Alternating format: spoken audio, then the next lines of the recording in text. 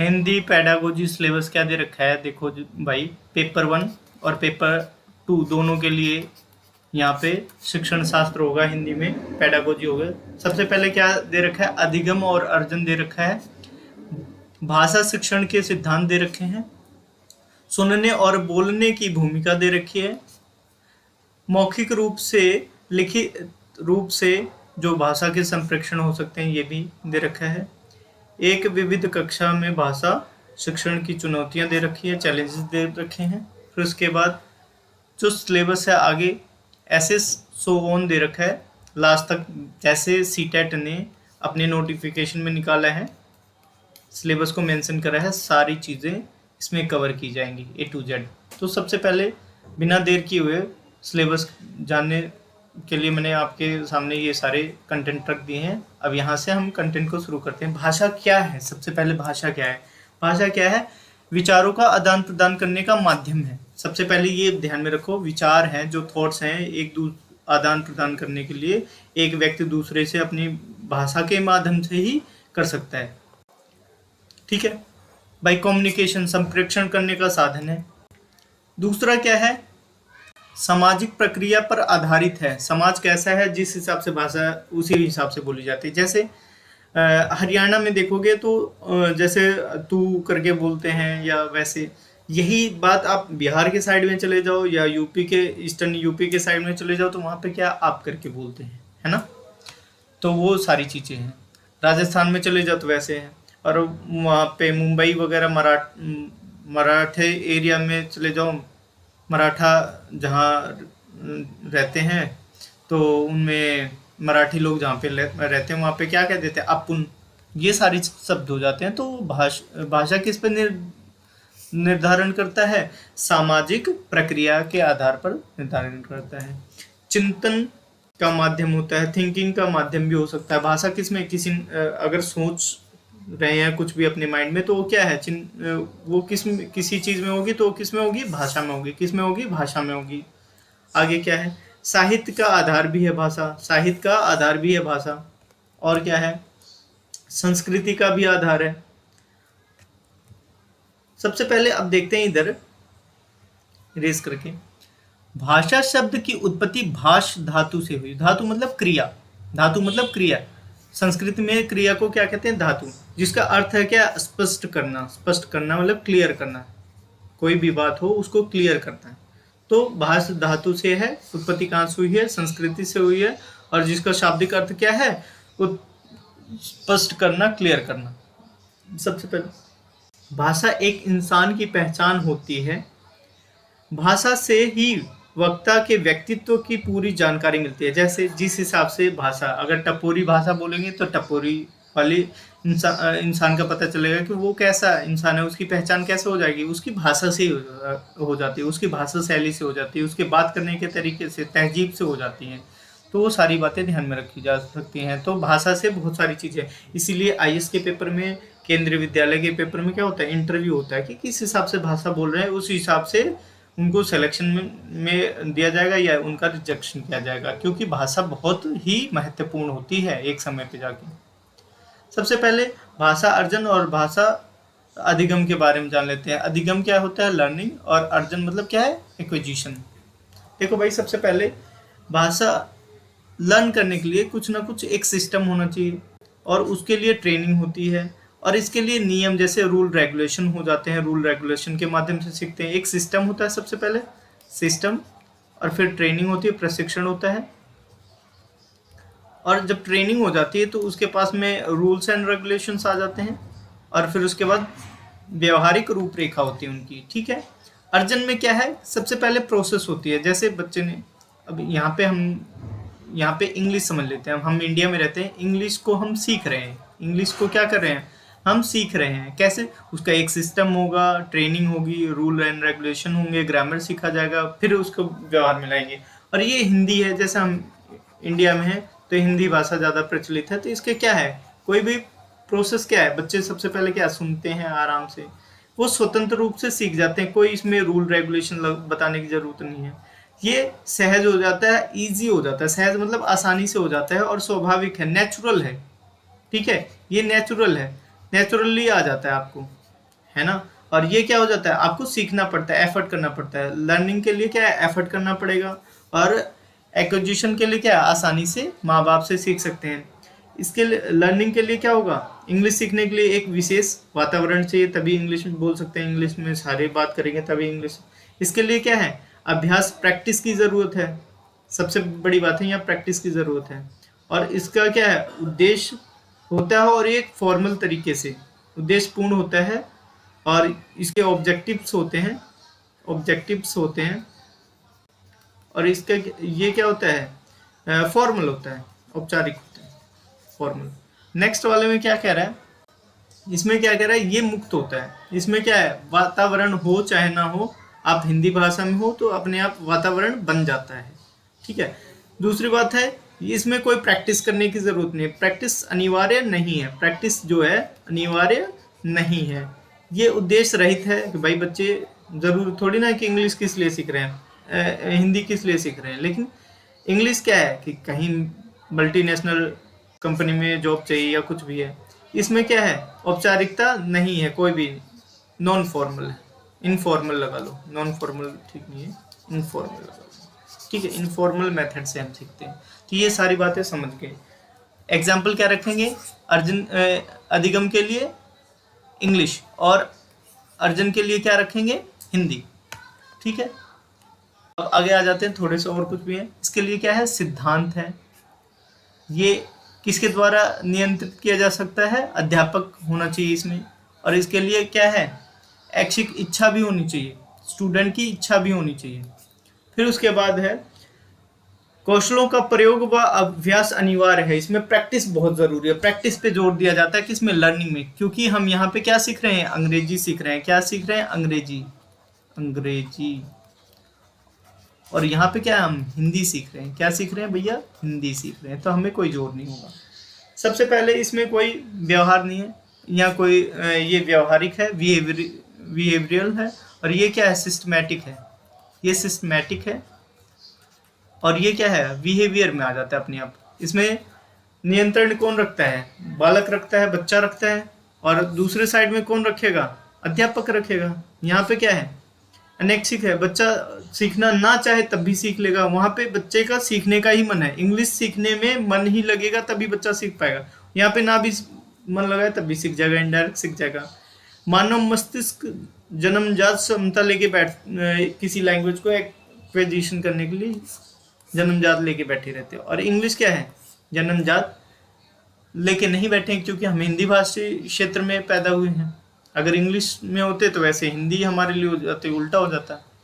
अब देखो भाई, यहाँ पे चेतन प्रोसेस हो गया, यहाँ अलर्ट होना पड़ेगा।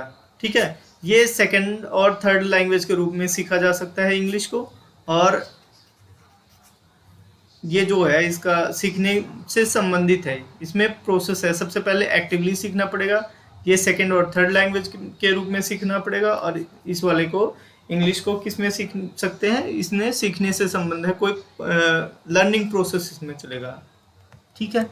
इस वाले में क्या है, मातृभाषा और क्षेत्रीय भाषा से संबंधित है और किसी से संबंधित नहीं है, आराम से इजीली सीख सकते हैं। अब हरियाणा के बच्चे को हरियाणवी सिखाया जाता है, कोई नहीं सिखाता, लेकिन इंग्लिश सिखाएंगे। क्यों, क्योंकि सबसे बड़ी बात है कि सबसे बड़ी बात यह है कि आप उस एरिया में, उस क्षेत्र में पैदा नहीं हुए हैं, तो वो आपकी मातृभाषा नहीं है। जो मातृभाषा है वो आसानी से सीखी जाती है, क्षेत्रीय भाषा आसानी से सीखी जाती है। अब आ जाते हैं मातृभाषा और द्वितीय भाषा के बारे में देख लेते हैं। मातृभाषा के क्या क्या क्वालिटी हैं, सबसे पहले देख लो। बालक घर से ही अर्जित कर लेता है, बालक परिवार से अर्जित कर स्कूल जाता है। सबसे पहले उसके पास में कुछ ना कुछ लैंग्वेज होती है, बच्चा घर में ही कुछ ना कुछ लैंग्वेज सीख लेता है, बोलना चालना सीख लेता है, तभी जाता है स्कूल में। ठीक है, ये स्वाभाविक रूप से आ जाती है, ईजिली आ जाती है, कोई कोशिश भी ना करो तब भी आ जाती है, क्योंकि आप उस क्षेत्र में पैदा हुए, उस टाइप की भाषा बोली जाती है। ठीक है। मातृभाषा के शिक्षण उद्देश्य बहुत व्यापक हैं, मतलब बहुत बड़े हैं। व्यापक मतलब बहुत बड़े हैं, उद्देश्य उसके ऑब्जेक्टिव बहुत बड़े हैं। बालक की मानसिक और भावनात्मक रचना का आधार और संसाधन है। देखो भाई, सबसे पहले क्या है कि जो मातृभाषा है ना, वो बच्चों के लिए क्या है, मानसिक और भावनात्मक रचना का आधार और साधन है। इसका मतलब क्या है कि मातृभाषा होगी तो वो थिंकिंग प्रोसेस, मानसिक मानसिक मतलब मानसिक से मतलब क्या होता है, आदमी चिंतन कर सकता है, चिंतन मतलब सोच सकता है, और अपने इमोशंस मतलब इमोशंस को क्या कर सकता है, इमोशंस को बता सकता है, इमोशनल हो, इमोशंस हो, उसको बता सकता है। ठीक है, ये सारी बातें हमें समझ में आ गई होंगी। यहाँ तक आगे आ जाते हैं भाई। जो इनिशियल स्टेज होती है, प्रारंभिक स्तर के बाद साहित्य का शिक्षण आरंभ हो जाता है। जब हम बोलना, चालना, लिखना, सुनना, ये सारी बातें सीख लेते हैं, चारों एस्पेक्ट LSRW सीख लेते हैं, लिसनिंग, स्पीकिंग, रीडिंग, राइटिंग सीख लेते हैं, तो फिर उसके बाद हम कहाँ, साहित्य, लिटरेचर पे जाते हैं, उसका शिक्षण आरंभ हो जाता है। और भाषा वह साहित्य और साहित्य तथा समीक्षा का भी ज्ञान कराया जाता है। तो सबसे पहले इसमें क्या है कि भाषा में इनिशियल स्टेज पे क्या है कि LSRW को इंक्लूड करते हैं, फिर उसके बाद क्या कर देते हैं, साहित्य को इंक्लूड करते हैं। ठीक है, द्वितीय भाषा में आ जाते हैं भाई। द्वितीय भाषा में क्या है, बालक विद्यालय में सीखना आरंभ करता है। जैसे इंग्लिश, द्वितीय भाषा में इंग्लिश रखा करो ताकि आपको बहुत अच्छे से समझ में आए कि क्या बात करने की कोशिश की है। द्वितीय भाषा कहाँ पे सीखते हैं हम, इंग्लिश कहाँ सीखते हैं, विद्यालय में सीखते हैं। विशेष प्रयत्न करने पड़ेंगे, मेन प्रैक्टिस करनी पड़ेगी। फिर उसके बाद द्वितीय भाषा शिक्षण का उद्देश्य सामान्यतः भाषा के 4 कौशल, भाषा के 4 कौशल तक सीमित रहता है। सबसे पहले भाषा के 4 कौशल कौन से हैं, LSRW, इन्हीं को मैंने बोला है। ठीक है, लेकिन हिंदी, जब हिंदी भाषा में हम, मातृभाषा हमारी हिंदी है, तो उसको सीखने में क्या होंगे, ये इजीली हो जाएंगे, LSRW आराम से हो जाएंगे। अब फिर उसके बाद इसका पाठ्यक्रम इतना विस्तृत नहीं होता है। सबसे पहले जो सेकंड लैंग्वेज होती है उसका पाठ्यक्रम है वो विस्तृत नहीं होता, लेकिन जो हमारे लोकल लैंग्वेज है उसकी पाठ्यक्रम बहुत ज़्यादा विकसित होता है। शिक्षण को भाषाई कौशल व भाषा गठन अधिक ध्यान देना पड़ेगा। सबसे पहले क्या है, ये बड़ी बात क्या कहने की कोशिश कर रहा है, जो शिक्षण में जो भाषा कौशल है, भाषाई कौशल है, भाषाई कौशल है, लैंग्वेज स्किल है जो, और भाषा का गठन अधिक ध्यान देना है। इस पे ध्यान देने का मतलब क्या है कि जो बच्चे को हम जब सिखाते हैं ना सेकंड लैंग्वेज में, तो सबसे पहले उसके लैंग्वेज, भाषाई कौशल पे ध्यान देना है, और फिर उसके बाद क्या देना है कि कैसे वो लैंग्वेज को सीख रहा है। इन सारी बातों को से संबंधित है ये वाला स्टेटमेंट जो 4th वाला है। ठीक है, अब आ जाते हैं भाषा की विशेषताएं। सबसे पहले अर्जित संपत्ति है। भाषा की विशेषताएं क्या है, क्वालिटी क्या है, क्वालिटी ऑफ लैंग्वेज क्या है, कि ये अर्जित संपत्ति है, ये हमारे दिमाग में ही रहती है सबसे पहले। और ये अनुकरण जन्य प्रक्रिया है कि भाई अगर बच्चा बोल रहा है पापा मम्मी, तो किसी ना किसी को सुना है, बार बार बोलता रहेगा तो पापा मम्मी बोलना सीख जाता है। तो वो बार बार अनुकरण मतलब कॉपी करना, अनुकरण मतलब कॉपी कर करके सीख रहा है। ठीक है, भाषा का कोई अंतिम रूप नहीं है। सबसे पहली बात है, भाषा का कोई अंतिम रूप नहीं है, ये कभी एंडलेस है ये। ठीक है, प्रत्येक भाषा की संरचना दूसरी भाषा से भिन्न होती है। जैसे इंग्लिश हिंदी से भिन्न है, वैसे प्रत्येक भाषा अलग अलग होती है। सतत प्रयत्नशील होते हैं भाषा में। जैसे इंग्लिश ले लो, आई एम, अब इंग्लिश में, अब न्यू वाले में, ये ओल्ड वाले में था, ओल्ड इंग्लिश में ऐसे लिखते थे आई एम, अब ये न्यू वाले में आ गया। तो भाषा में धीरे धीरे क्या हो रहा है, डेली डेली क्या हो रहा है, विकास हो रहा है, चेंजेस आ रहे हैं। विकास मतलब चेंजेस, विकास मतलब चेंजेस, भाषा में क्या आ रहे हैं, चेंजेस आ रहे हैं। और इनका क्या है, स्टैंडर्ड जो है, स्टैंडर्ड लैंग्वेज का क्या है, स्टैंडर्ड लैंग्वेज स्टैंडर्ड बढ़ रहा है इनका। ठीक है, आगे आ जाते हैं। समाज सापेक्षित प्रक्रिया है। समाज जैसा होगा वैसी ही भाषा होगी। समाज अगर शिक्षित होगा तो शिक्षित भाषाओं का प्रयोग किया जाएगा, और अशिक्षित होगा तो अशिक्षित भाषाओं का प्रयोग किया जाएगा। ये परंपरागत है। ठीक है, ये भाषा क्या होती है, परंपरागत। एक दिन में नहीं भाषा बनती, लाखों करोड़ों साल लग जाते हैं। हर भाषा व्याकरण युक्त होती है, हर भाषा में अपनी अपनी एक व्याकरण होते हैं, अपने अपने ग्रामर होते हैं। ध्वनि, शब्द, पद, वाक्य, संवाद के स्तर पर पूरी तरह से नियमबद्ध होती है। सबसे पहले नियमबद्ध, अगर मैं व्याकरण कह रहा हूं तो नियमबद्ध भी है, क्योंकि व्याकरण में नियम लगते हैं। भाषा परिवर्तनशील है, सबसे बड़ी बात है। भाषा क्या है? परिवर्तनशील है, चेंजेबल है। एक पीढ़ी से दूसरी पीढ़ी की भाषा थोड़ी भिन्न होती है। जैसे हिंदी क्या है, आज से पहले जो हिंदी बोली जाती थी वो कठिन शब्दों का प्रयोग किया जाता था, अब क्या है, आसान शब्दों का प्रयोग किया जाता है। जैसे आशीष, आशीष मतलब आशीर्वाद, आशीष मतलब आशीर्वाद। और अब को इसको क्या कहते हैं? जीता रहे, जीता रहे, जीता रहे, ये कहते हैं। तो बात समझ में आ गई। अब आगे आ जाते हैं भाई। हर बच्चा भाषा का एक सार्वभौमिक रूप लेकर पैदा होता है। जो बच्चा है ना, वो हमेशा यूनिवर्सल ग्रामर लेके पैदा रहता है। वो उसके मन में अगर जो सुनता है वो अपने आप कॉपी करने लग जाता है, उसका माइंड अपने आप कॉपी करने लग जाता है। ठीक है, ये नेचुरली है। बच्चों में भाषा सीखने की जन्मजात क्षमता होती है, यही बात अभी मैंने पिछले इसमें बताया, पिछले स्लाइड में। और बिना किसी औपचारिक शिक्षण के स्वाभाविक रूप से आ जाते हैं, आसपास से सुन के ही आ जाते हैं, यही बात मैंने पीछे बताई है। जरूरत अनुकूल और उपयुक्त भाषाई माहौल का है। मेन चीज है माहौल। कोई भी लैंग्वेज सिखाना है, माहौल की जरूरत है। अगर माहौल आप बना के दे रहे हो, अगर आप एक अच्छे टीचर हो, इंग्लिश मान लो बच्चों को पढ़ा रहे हो, तो वैसा इंग्लिश रिच एनवायरनमेंट देना चाहिए। हिंदी सिखा रहे हो तो हिंदी रिच एनवायरनमेंट देना चाहिए। अगर जैसे साउथ के बच्चों को पढ़ा रहे हो तो आप हिंदी रिच एनवायरनमेंट दो। बच्चे केवल भाषागत प्रवीणता हासिल नहीं करता कि भाई भाषा में बोलना बहुत अच्छे से है, बल्कि समाज के विभिन्न संदर्भों में उनके प्रयोग की दक्षता भी हासिल करता है। जैसे ये बड़ी बड़ी बातें हो गई। जो सिर्फ भाषा में प्रवीणता मतलब उसमें एक्सपर्टीज नहीं प्राप्त कर लेता बच्चा, धीरे धीरे क्या है, रिचुअल्स और समाज को भी मानने लग जाता है, उसमें भी भाषा के थ्रू पारंगत हो जाता है, समाज में भी। कलात्मक उपकरणों के कारण साहित्य की भाषा और आम बोलचाल की भाषा में अंतर आ गया है। जैसे जैसे आपको क्या कहते हैं, मुझे या हमें, इसको क्या कहते हैं, अपुन, अपुन। तो ये धीरे धीरे क्या है, चेंजेस आ रहे हैं भाषा में। ठीक है, भाषा में प्रवीणता का आकलन और मूल्यांकन सुनना, बोलना, पढ़ना और लिखना है, इसको क्या कहते हैं, LSRW। ये हमेशा ध्यान में रखना है, LSRW। चारों कौशलों का क्या होता है, समग्रता होनी चाहिए। इसमें सारे बच्चे एक्सपर्ट होने चाहिए। ऐसा नहीं है कि भाई सुनने में आता है, बोल नहीं पा रहा है, एक्सप्रेस नहीं कर पा रहा है, या पढ़ लेता है, लिख नहीं पा रहा है।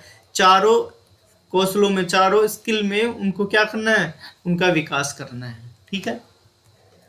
भाषा की प्रकृति, nature of language. Nature of language कैसा है, एक व्यवस्था है। भाषा की जो प्रकृति है, एक व्यवस्था है, एक सिस्टम है। वाक प्रधान ध्वनि समष्टि है। समष्टि मतलब छोटी छोटी चीजें मिलके, छोटी छोटी चीजें जैसे छोटी लिखना, बोलना, सुनना, ये सारी चीजें मिलके एक बड़ा रूप ले लेती हैं, उसी को क्या कहते हैं, वाक प्रधान समष्टि। समष्टि मतलब बड़ी चीज हो जाती है। ठीक है। प्रतीकों की व्यवस्था है। प्रतीक जैसे अब ये क्या है, किसने बताया कि ये आ है, ये कै है, ये ख है, किसने बताया? ये तो एक तरीके से क्या है, प्रतीक है, सिंबल्स हैं, ये सिंबल्स हैं। ये किसने बताए हैं? ये धीरे धीरे, स्टार्टिंग में तो भाषा क्या है, मौखिक रही होगी। स्टार्टिंग में भाषा कैसे रही होगी, मौखिक रही होगी।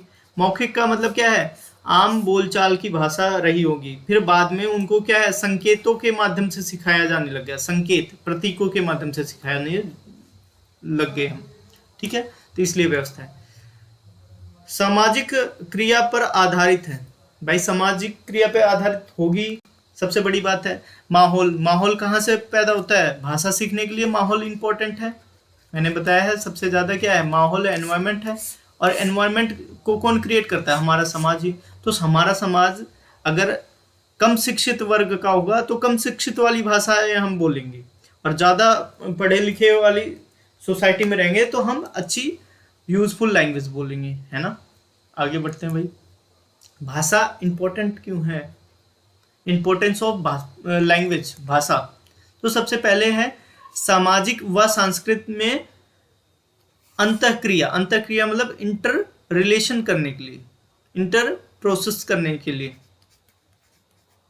इंट्रैक्शन करने के लिए, ठीक है, इंट्रैक्शन करने के लिए, कि जो सोसाइटी है और कल्चर है, सोसाइटी और कल्चर एक दूसरे से इंटरेक्ट होते हैं, इसलिए भाषा की जरूरत है। दूसरी बात है ज्ञान प्राप्ति का साधन है। अगर भाषा ना हो तो हम एक दूसरे से विचार नहीं दे सकते, अपने विचार दूसरे को व्यक्त नहीं कर सकते, और विचारों के ही माध्यम से कोई भी पढ़ाई आज हम पढ़ रहे हैं विचार ही है एक तरीके से। जैसे आज कोई संज्ञा सर्वनाम विशेषण क्रिया विशेषण या अलग अलग प्रकार के कंसेप्ट सीख रहे हैं, वो क्या है, विचार है। और विचार को कैसे अपने माइंड के विचार को हमने क्या किया है, शब्दों का रूप दिया है, शब्दों का रूप दिया तो किसी न किसी भाषा का रूप दिया, भाषा का रूप दिया तो क्या है, ज्ञान प्राप्ति यहीं से हो रही है। दूसरी बात आ जाती है यहाँ से सामाजिक और वैचारिक नियमन होते हैं, समाज के और सोसाइटी के, और वैचारिक मतलब हमारे जो थॉट्स होते हैं इनका क्या है, कुछ ना कुछ रोल होता है इसमें, नियमन होते हैं, रोल हो जाता है इनका। और हमें इसमें क्या है, सृजनात्मकता बढ़ती है, क्रिएटिविटी बढ़ती है। भाई भाषा अच्छी भाषा यूज करते हैं तो धीरे धीरे, जैसे हम इंग्लिश यूज करें, इंग्लिश और हिंदी, पहले के टाइम में हिंदी यूज करते थे, अब इंग्लिश यूज कर रहे हैं। अब के टाइम में क्या हो रहा है, हिंदी और इंग्लिश को बना के क्या बना दिया गया, इंग्लिश बना दिया गया, ना इंग्लिश ना हिंदी, ठीक है, इंग्लिश बना दिया गया। आज क्या कर रहे हैं कि ये नहीं कहते कि आपको प्रयत्न करना चाहिए, कहते हैं आपको प्रैक्टिस करनी चाहिए। तो इसका मतलब क्या है, क्रिएटिविटी कर रहे हैं भाषा के साथ में, क्या कर रहे हैं, क्रिएटिविटी कर रहे हैं। हर क्यों का जवाब मिलेगा भाई, बस शांति बना के रखना। अभिव्यक्ति संवेगात्मक मतलब इमोशनल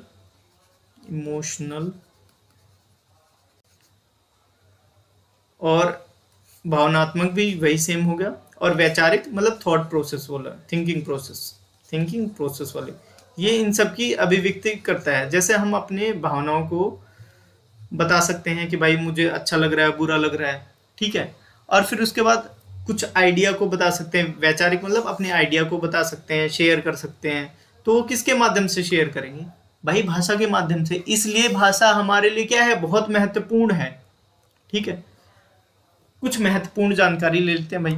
महत्वपूर्ण जानकारी क्या है कि संविधान में 8वीं अनुसूची में 22 प्रादेशिक भाषाओं का उल्लेख किया गया। हमारे जो संविधान है, भारतीय संविधान है, उसमें कौन भाषा को कौन से अनुसूची में रखा गया है, 8वीं अनुसूची में रखा गया, और उसमें कितनी भाषाओं का उल्लेख है, 22 भाषाओं का, ठीक है।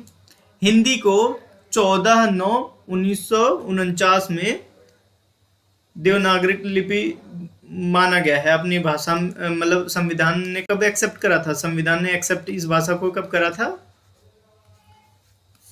14/9/1949 को। और कौन सा आर्टिकल में रखा है इसको, 343 वाले में, ठीक है।